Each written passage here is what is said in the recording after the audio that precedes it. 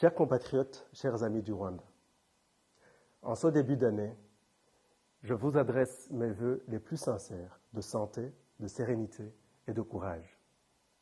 Ce message intervient pour moi à un moment particulier, puisqu'il coïncide avec la fin de mes 2 mandats à la présidence des FDU Inkingi. C'est donc un message non seulement de vœux, mais aussi un message de projection, de continuité dans le combat.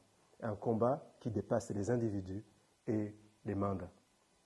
Lorsque j'ai accepté cette responsabilité de présidence des FDU, notre parti venait d'être forcé à l'exil. Beaucoup prédisaient la fin de notre initiative. Les faits prouvent le contraire. Nous sommes toujours debout et notre parti a élargi ses partenariats.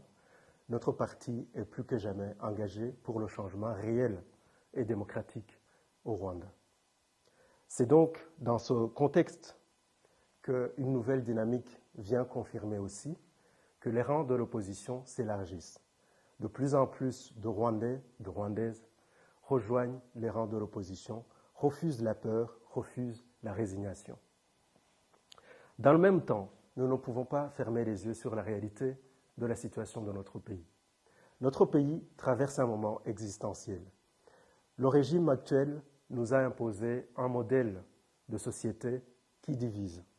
Au lieu de nous réconcilier, de créer l'unité tant attendue, tant désirée et tant nécessaire, tant vitale pour notre peuple, pour la survie de notre nation, le régime préfère le diviser pour régner.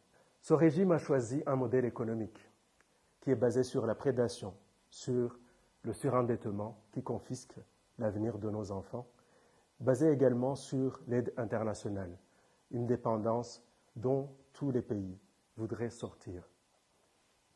Ce régime a également inscrit notre pays dans une logique de guerre, dans une logique de violence avec tous nos voisins. Et aujourd'hui, une question s'impose à nous tous. Allons-nous survivre dans une région où tous les voisins ne nous veulent plus comme voisins? C'est une question existentielle à laquelle chaque Rwandais, chaque citoyen est amené à répondre. Cela nous engage tous dans le combat qui est nécessaire pour assurer notre avenir. Je ne saurais terminer ce message sans adresser un mot fraternel au peuple congolais et au gouvernement de la République démocratique du Congo. Chers voisins, vous savez, la guerre que vous subissez aujourd'hui, c'est une guerre qui est imposée par l'armée du régime rwandais et ses supplétifs du M23. Cette guerre est une guerre d'invasion, une guerre de prédation, une guerre de pillage. Les violences que subissent votre peuple sont des violences que nous avons connues en tant que peuple rwandais, sont des violences que personne ne peut souhaiter à un être humain. C'est dans ce sens que j'exprime ici la solidarité de notre peuple quant à votre vécu, mais également un appel à la mobilisation commune pour mettre fin à ce calvaire.